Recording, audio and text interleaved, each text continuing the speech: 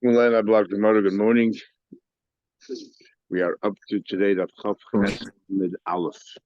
Good morning.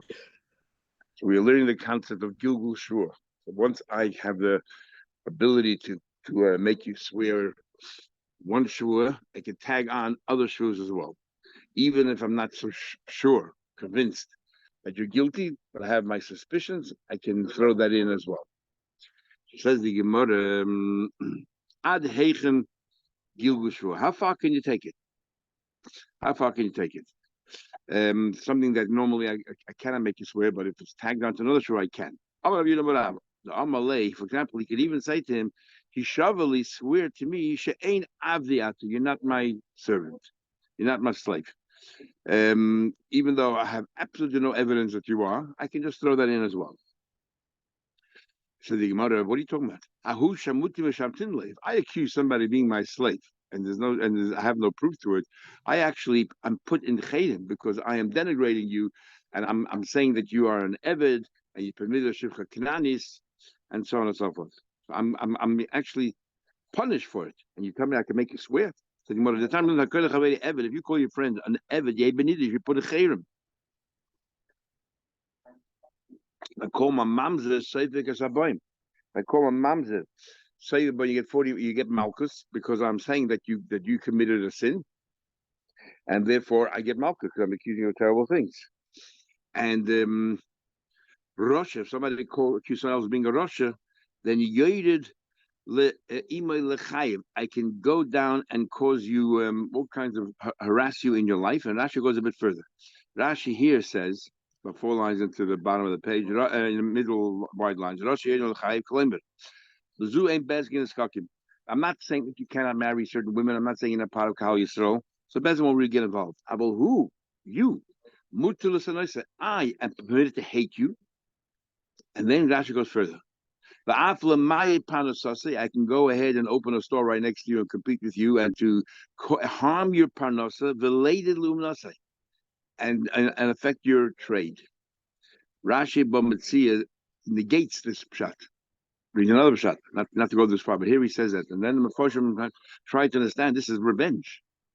You know how to take revenge. If someone say from here, you see that you're not taking revenge. If I ask you to borrow something from you and you refuse, then I'll take revenge. I'll harbor any grudges. But here, where you actually harm me, I am actually permitted to take revenge, which is a very big chiddush. But that's what they want to say based on Rashi. Hello, Rav. So what do you mean you swear to me that you're not an Eved? What he's saying is swear to, not that he's accusing me of being an Eved counting something, but he's saying swear to me that you didn't sell yourself to me as an Eved. So the Gemara, well, basically what I'm saying is you owe me money. High time and Mali Sahid. In fact, that's in such a case, I would have said that you owe me 5 more years as an Eved, and you say no, I only 2 more years. You would have sworn Matrader. So we see that there is a shul. What's the big chiddush? It's a case even for the on its own in isolation. If we have an argument where, according to Torah, there's a shul there, for example, a meidah mixus, you would have to swear in this case as well. Because I'm claiming actually money here. I'm not changing your status. You're an Eved, but I'm saying that that there's money owing, and you claim less than what I say. It'll be a chayv b'shua. Or if there be a single lady that agrees with me, you'll be chayv b'shua. So what's the chiddush you give me megalgal over here? So the mother Rabba Tamei Dama Rabba Eved Ibn he holds an Eved Ibn is more than just money. That there's a ownership here by the Balabas. The Balabas can give the Eved a shivcha knanis to live with. So it's more than just a worker here. Yeah, I'm actually changing your status somewhat, and therefore it's not an ordinary case of metaltlin of money. So you want to so hainu karka. So this is no different than the case of karka. We learned before that you can megalgal karka, and we said before that if I have a case with you metaltlin, I can tag on karka, which I can never make you swear on karka, and tag it on. So we already know and ever that karka.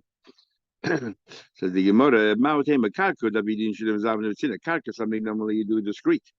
He means that even if it's true that you sold it less like cola, there's nobody knows about it. So hi here, Imisa the Zoma comes to an Ebed Over there, no one knows about it, so therefore you have a right to tag it on the shua. But high over here, imisa the zovin. If it's true that there was a sailor, koli is like, well, no, that the person sold as an evidence something that there's the talk of town, and we didn't hear anything. So therefore, there's no reason why you have if something really far fetched, you have no right to tag on. Maybe this is like really far fetched. To my son, that it's not so. You can actually tag it on. Okay. The next Mishnah is an interesting thing that the Mishnah says something, and we think when the Mishnah means one thing, then we change our mind, means something else, and then the rest of the Gemara's discussion is the way you originally thought. Please explain yourself. How did you even think that in the first place? Which is, you would think that once you dismiss it out of hand, that's it. It's end of discussion. He's a Havim in the Gemara is also Gemara, and we need to figure it out. The Rebbe used to say, if you only learn the Havim in the Gemara, you still have to make a Birchas HaTorah before you learn it. That means the Havim is also Torah. So we need to understand that. Says the Mishnah. So initially the Gemara understood the following: Kol hanasa domim bacha, anything which has value. You can buy anything with it that you want. So right now, what is that? We think it means money. So we're talking about money. So money, which normally money is a kinyan kesef. That means I use money and I buy something that's a kinyan kesef. Money can also be used as a chalipin. That means, because by money we say, chalipin we say you swap. I give you a handkerchief, and the moment I give you a handkerchief, the item that you have that becomes mine. It's transferred ownership. So sometimes money also can be used that way. That's what we think. We're talking about money. That money is being used here as a kinyan chalipin rather than a kinyan of kesef. We know also a kinyan kesef, when it comes to metaltlin, is not koine. According to Reish Lakish, mahat toida, it's not koine. You need meshicha. According to Rabbi Yechim, mahat toida, it is koine. It's only midrabanan, so that the vendor who sold it, shouldn't say to him, "Look, there was a flood, or there was a fire. Too bad, your problem." No. Because therefore we said, just because you have the money, you're still totally responsible until he takes it out of your reshus. Okay, but this is done even in the chalipin. And therefore, for example, if we swap it for an animal, the animal now dies in the vendor's reshus, the buyer loses out because it belongs to the buyer now. That's what chalipin is. The moment we make this swap, this exchange, it became mine. And then the Mishnah gives an example. If we swap a shoyer bepara or a chamoyer and a shoyer, as soon as this one's zoiche, the other one's chayiv b'chalipah. As soon as now this is odd because we're talking about money being the chalipin, and yet you give me an example of swapping one animal for another animal, which is not an example of money swapping for an animal, and that's a bit troublesome in the Mishnah, apart from the other problems that we're going to see in a minute. Does the Gemara? So right now, I think that's the chiddush of the Mishnah. I use money not as a kinyan of kesef, as a kinyan of chalipin. It happens instantaneously. Says about a chalipin, mind you, matbeya. So what are you trying to tell me over here? When we say domim, you mean money? That's the only thing that you can use it anywhere to buy things with. So, but we know in the Gemara there's a discussion whether you can use money as chalipin. So how could it be a machlekes? It's a clear Mishnah here that money can be used as a form of chalipin. How can that be? In fact, we say that halacha you cannot swap. You cannot use money as a form of chalipin. Money is a kinyan in its own right. So what's this Mishnah here? Omar Rav Yehuda said, you misunderstood the Mishnah. Hachi kamar, we'll learn like Rashi learns. Hachi kamar, kol hanishim domim ba'achar. Any metalton, that if you want to use that and say, I'm going to barter using this metalton, we need to assess the value. So kol hanishim means it's not money. It's an item that you need to assess the value before you can use it to buy something else with it. So we're talking about one kind of metalton. Anything except money. Money, you don't have to assess the value. It's right there. It's clear in front of you. So kol hanishim, anything that needs an assessment. In other words, anything but money. So as soon as if you make a swap and you use, let's say, metalton, I give you metalton as a form of chalipin, and the other item that's in exchange, the other person straight away is kained. So the Gemara. So what's the chiddush then? I mean, we all know the chiddush chalipin. The chiddush is you don't need a keli. You would have thought Shalom from each Nala that we learned from a shoe is a keli, has to be a vessel. This is not a keli, it's an animal. How do you know that it's koine? Kamar that's the chiddush of the Mishnah. That ketzad, shoyv, and all that. That animals also, or not, you don't need keli. Paydas can be used as chalikin. They can, I'm prove it to you. The Tani, what's the example the Mishnah gives? Ketzad, hechli, shoyv, potter, a chamoy b'shosh, shmamina. Shemana what? That the chiddush of the Mishnah is not that you can use a coin, and the chiddush is that even paydas are good enough. So the Gemara Olamai, the Salakadite. Now the Gemara is just a very interesting Gemara. You don't have it very often. The Gemara now is going to try to understand what the Havmin was. You thought we're talking about money, so let's explain. Olamai, the Salakadite, the way you thought originally the Pshat and Mishnah is we're talking about money, that anything it can be used anywhere. In any circumstance, that's money. Ketzad. So what takes Pshat and Mishnah? How can you even have thought? How do you have we're talking about money? Then Mishnah gives an example of a Ketzad of animals bartering for each other. So the Gemara, there's a word missing in the Mishnah. The Mishnah is giving us two chiddushin. First half of the Mishnah, the chiddush is you can use money for barter, for chalipin. And the second half of the Mishnah is telling us that you can use paydas for chalipin. Hachgamar. Paydas not me of the chalipin. But the Mishnah is telling you that paydas also can be used for chalipin. Two dinim in this Mishnah. Ketzad, for example, hechli basa shoyb potter. If you can exchange, we're adding the flesh of an animal. And in the case of a bull, a basa chamoy b'shar, which is mamish paydas, you can use that as well. And surely you can use whole animals. Kivon shezochazen is chay b'chalipin. That's what the Gemara says. The Gemara says, "Hanicha, you could have only had this have in it if you follow Rav Sheiches the Amaru Taka holds the paydas of the chalipin that you hold on. That paydas can be used as a method of chalipin, and you don't necessarily need something similar to a shoe." Oh, fine. El Nachman, Paydas, Loy of the Chalipin, Nachman, how long have to be like that? What Paydas cannot be used as Chalipin is Michael Meimar. So, how did you understand Pshat in the Mishnah? Not the have a minute makes sense, and not the Mashkala makes sense. The have minute what you learned was that the Mishnah, you talk about money, and it's talking about Paydas. The maskana is that no, we're not talking about money at all. We're only talking about paydas. You can use the flesh of an animal, but according to Nachman, you can't use the flesh of an animal. So what's even shot in the Mishnah? According to Nachman, side havmin aside the maskana is not compatible for Nachman. So this is what it actually means. Yesh domim shehen kechalipin. The Mishnah talking about one din is talking about money. According to Nachman, it's talking about money. And so what's about the Mishnah? We're not even talking about paydas. Can't be talking about paydas. In fact, let's go back. The maskon is almost like the havmin. We're talking about money. But money, you can't use money. This is what happens. It happens as follows. And the Mishnah is wondering, how can I say you can use money for chalipin? We know a rule, you cannot use money for chalipin. Ketzad. Tell me an instance when money can be used as chalipin. Whatever it is. For whatever reason, what's it called? I sold you a cow, and you owe me $100 for the cow. Then the vendor says to me, "You know what? You owe me $100. Keep the $100, and in this place, in lieu of that, I'll take a donkey. I'll take a bull. I'll take something else. So the money already you owe me, and I'm saying to you that instead of give me money, give me an animal. And since the money's already by you, I'm cutting the animal straight away. And so this is not kinyan chalipin. This is kinyan mammon. The chiddush is here, even though I'm not giving you money right now for that other animal, you already have the money by you. Nevertheless, I'm kinda. And I'm kinda. My time, we need a mashiach. If it's not chalipin, then we need mashiach. Than before in the chavav or metalton, you kinda with mashiach. Simple. Oh, mashiach. How can you be kinda? My time, like this. So look at Yechon. I'm not going to hold Yechon that we hold that about my money is kinda. So I'll tell you, money is kindness. But the Rabbanah came in and stepped in and said, no, you're not kindly with money at all.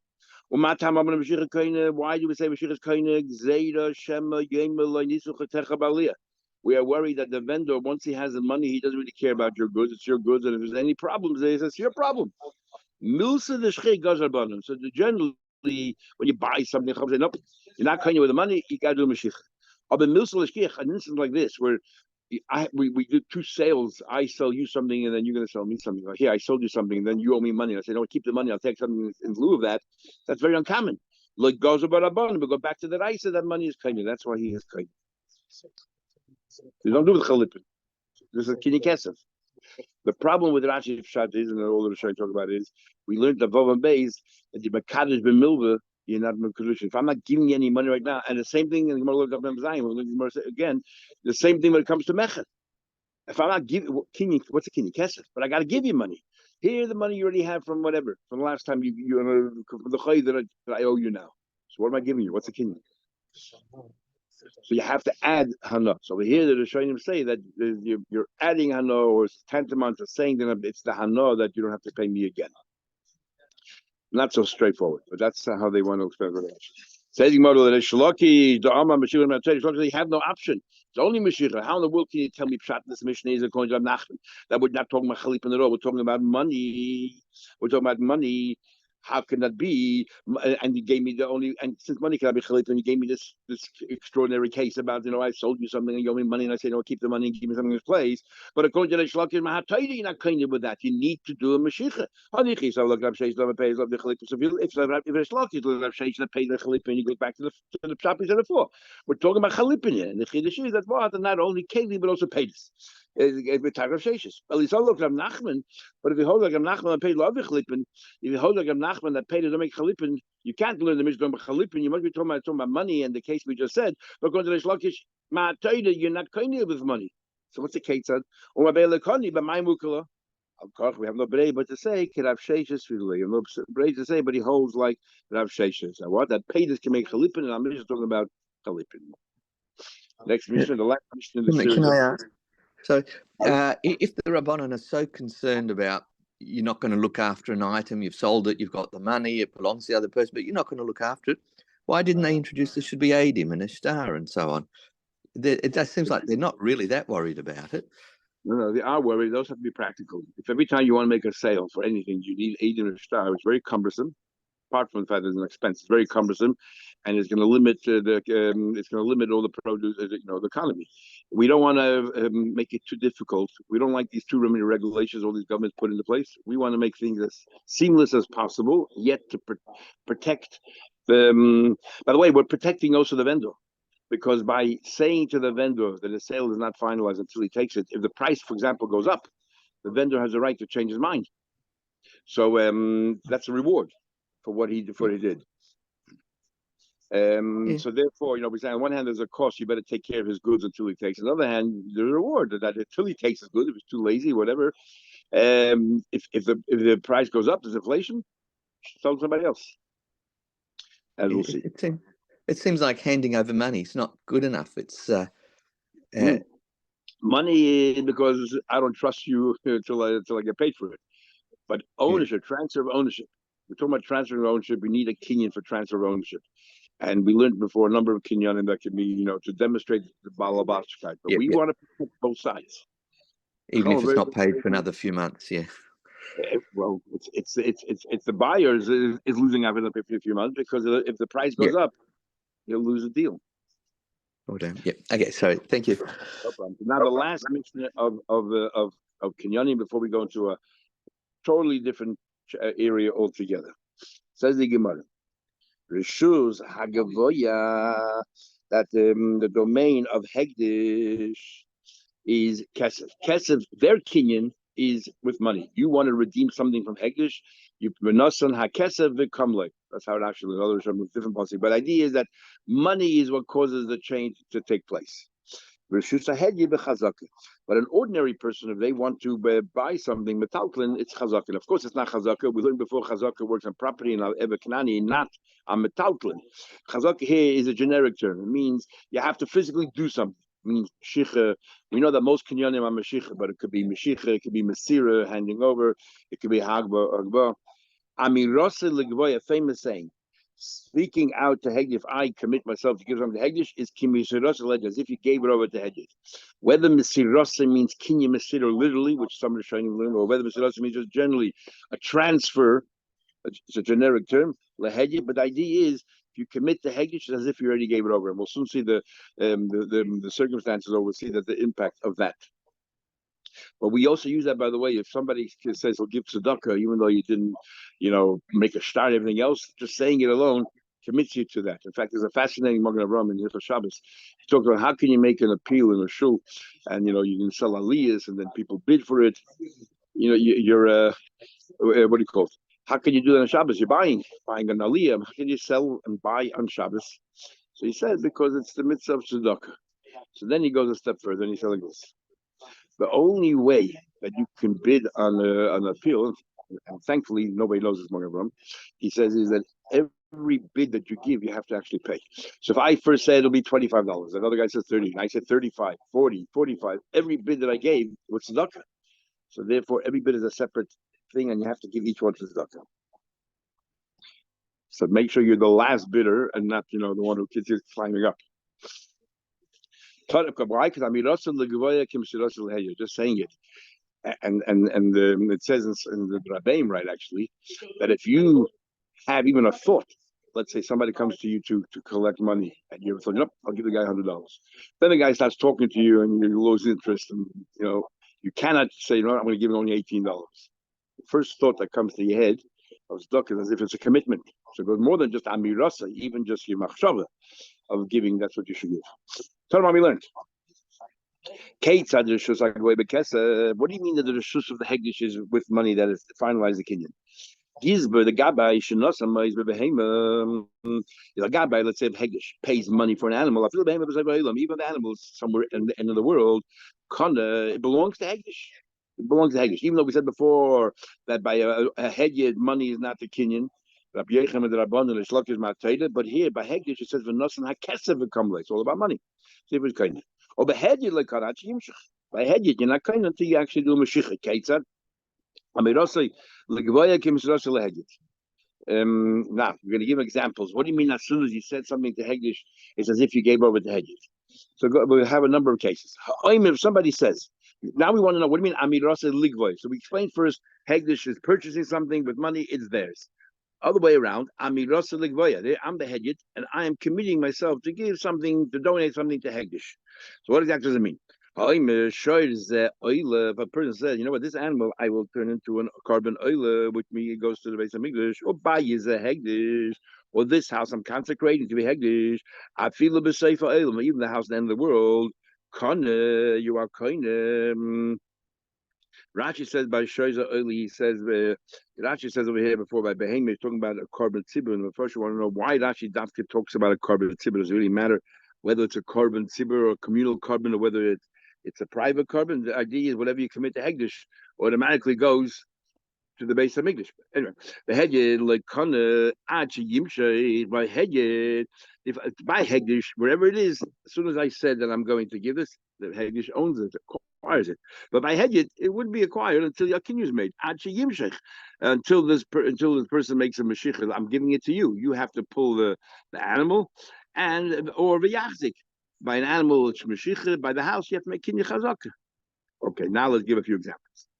But when hegdish, we're always going to give advantage to hegdish. Even though we say hegdish is relegated to kesef, but it also has advantages of a hegyed when mashiach has an advantage to the hegyed. So let's see, for example, case number one. Let's say if a hegyed comes along and he does a mashiach, he wants to redeem something from the base of Migdash, so they negotiate. He's going to pay $100 for it, and he just made the mashiach. But didn't yet transfer the money until it reached $200. Now, by a hegyed, we say, well, you did mashiach. I was kind, and I owe you 100. I went up a value. It's my good luck. I have to pay only 100. But by the base of English, we said before, their kinyan is kesef. Just because you made a mashiach, it didn't become mine yet. So what do I owe now the hegdish? $200 because the ownership hasn't been transferred yet. Is noisem masayim. My time, why? The nosan hakesef v'kamlei, because it's the money that creates a transfer. Fine. What about the other way around? Moshchay b'masayim. When I schlepped it across, it was $200, and lehispig livdoise, but I didn't redeem it. Acha amad b'mana. Now, the din should be when it comes to a hegyed, the moment I schlepped it across, I was kained, and it was $200. I owe $200. I went down the value. It's my tough luck. But when it comes to hegdish, the kinyan is kesef. I didn't pay that money yet, so therefore I don't really own it yet. So now it's a my reshus. It's worth $100. I'm about to pay. I should only pay $100. Noisem asayim. Hegdish gets the benefit of the hegyed. My timer, lo yehei koich hegyed chomam hegdish. How is it possible that a hegyed should have an advantage over hegdish?